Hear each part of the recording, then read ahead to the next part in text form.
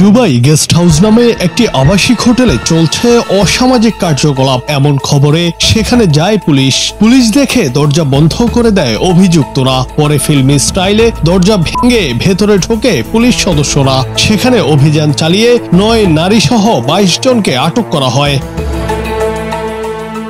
ঘটনাটি সাভারের। মঙ্গলবার রাতে সাভার বাজার বাস স্ট্যান্ড এলাকার ওই গেস্ট হাউসে অভিযান চালায় সাভার মডেল থানা পুলিশ।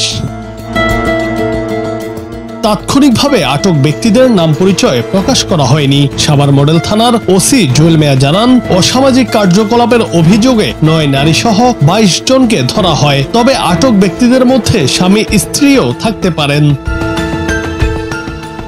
ওসি আরো বলেন, যাচাই বাছাই শেষে যাদের বিরুদ্ধে অভিযোগ প্রমাণিত হবে তাদের বিরুদ্ধে আইনগত ব্যবস্থা নেওয়া হবে, বাকিদের ছেড়ে দেব।